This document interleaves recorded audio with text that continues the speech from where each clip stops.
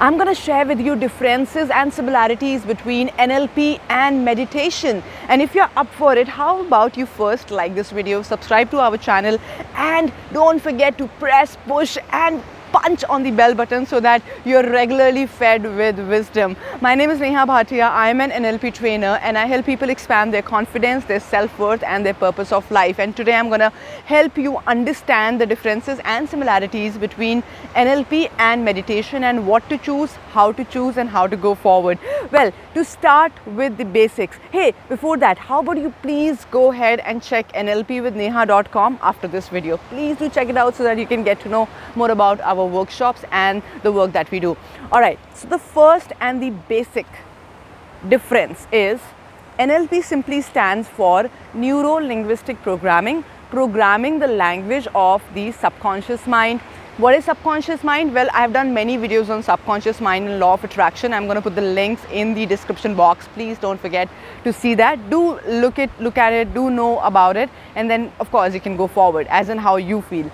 So reprogram your subconscious mind. What is subconscious mind? Subconscious mind is nothing but this memory that you've been carrying for ages and ages. You know, you would remember your school days, you would remember your college days, you would also remember your first date, you would also remember maybe your first fight with your parents. So everything is being stored in the memory, and I have always been talking about the storage of this memory. We have the capacity to hold 82 GB data, but just in one neuron, and we have billions of neurons, isn't it? So we are carrying so much of memory, and in that memory, whenever there is a little challenge of the past, we reprogram that, right? How we reprogram the software of the laptop, of computer, and how the hardware automatically shows us the results, right? So that's NLP.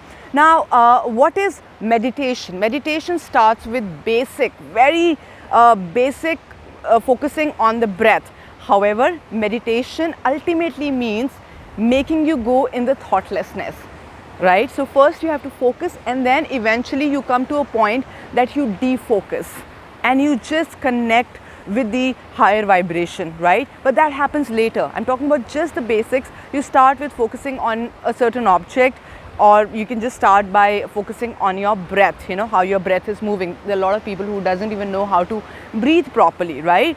So you start to focus on your breath, and that helps you connect, of course, with your mind, and then finally with yourself, right? That's the first difference. The second difference, very important, my dear friends. Without that, NLP or meditation, nothing will help you. Having a mentor or a guru. So if you don't have a mentor, either in NLP, or if you don't have a guru or a mentor in meditation, in the path of meditation and in your spiritual journey, let me tell you, there will be a lot of challenges and you may get trapped in the environment or from the environment. So having a mentor is very important, so that you can go forward with a little guidance, right? Like, I'm a mentor to so many people, to my trainees, and you know, of course, either that's my communication workshop, or my NLP workshop, or my chakra balancing workshop, or train the trainer, whichever workshop I have, I am a mentor to them. So whenever they need any assistance, I am there. Otherwise, if you just start to practice by your own self and start to feel, oh, now I know it all, that's the biggest problem people have, and they start to feel that they know it all. No, if you have a mentor, you know, something that I always learned from my guru is, if you have somebody to just pick you up and, you know, put you to the next place, that is much easier, rather than that you keep trying hard and then you move forward, right? So having a mentor and a guru makes life a little more easier. So having a mentor for your paths, because the practices are intense, you know, the more and more you go into meditation, or even for that matter in NLP, you would want a mentor, right? That's the second difference. Now the third difference, again a very important one. In NLP, we work on the results, or we work on the specific issues and specific goals. We work on results. We have to get the results. Maybe the result will be 10%, you know, in the beginning, and then 20, 30. But in meditation, the outcome is to be in the present moment. And that's also beautiful. That's also important. I mean, if you're in the present moment, then only you will be able to be more, you know, more calm, more relaxed, right? Because in meditation, the idea is, the first thing is to make yourself calm. Of course, in NLP also we do that, but the process is a little different than of course, then NLP, right? So meditation and NLP has its own differences and its own similarities.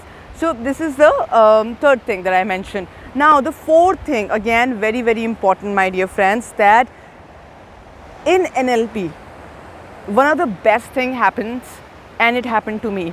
I have been a practitioner of NLP for almost 5-6 years and of meditation for almost 13 years.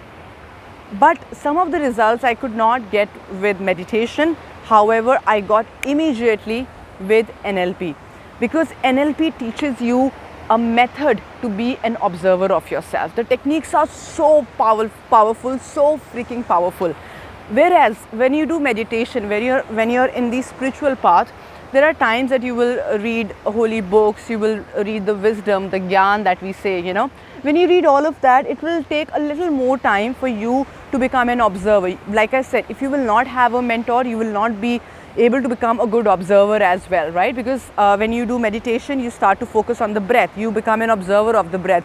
But in NLP, if you have any challenge with your, let's say, with your spouse, with your child, with anybody in this world, you will start to become an observer of the problem of your own situation, and automatically you will find the solution, and you will become more detached.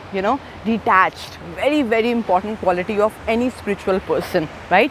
So these are the differences and the similarities that I have mentioned here. And of course, when you start to do a lot of meditation, your health problems also start to vanish. But again, like I said, in NLP there are specific problems, specific challenges. Let's say if somebody has phobia, or somebody has a particular health challenge, right?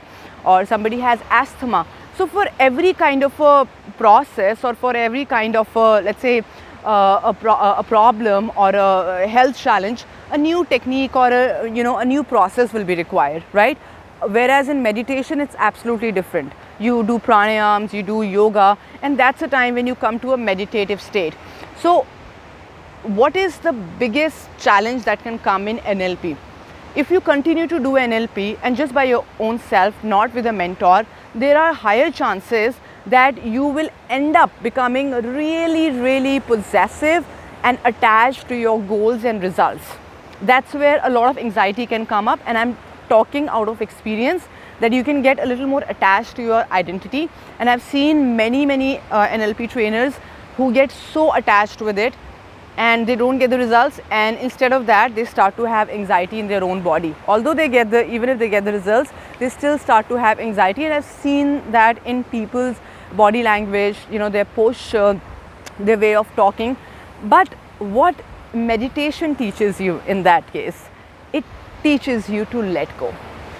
That is something NLP will take a lot of time to teach you. But if you're doing meditation and NLP together, that's the time that you will evolve, not just get results. So whenever anybody comes into my workshop, any workshop they join, I always welcome them by saying, don't come here to resolve one issue, come here to evolve. Now, I myself have been a spiritual person for a very long time, 13 years. That's the time when I first had this spiritual awakening. So when I started to grow and evolve and made mistakes as well, that's the time I realized that both are important. Because in NLP, a lot of senses are used. You're visualizing, you're affirming. So there could be times that you would end up doing it a lot. I also know of people who are meditating a lot, but the problems are running in their mind, right? So they are not really becoming an observer, right? So that's where a mentor is highly required. So if you want a mentor in your life to go forward in your life, you can always check out our workshops. nlpwithneha.com is the website that you need to look at, and there are many links that I'll be mentioning in the description box. Please do have a look at that and know more about us, so that you can know more about yourself and choose for yourself what is important. For me, both of them are important, equally important. If one helps you go further and you may get attached, then meditation will help you let go. This will make you a brilliant person in sales. NLP will make you a brilliant person in sales, in your business, in your relationship, and of course in your spiritual growth as well. But coupled with meditation or combined with meditation, you will have a faster growth, you will have a spiritual experience altogether. So if you want to know more about yourself, how about you get in touch with us? Thank you so much. Keep progressing. Bye.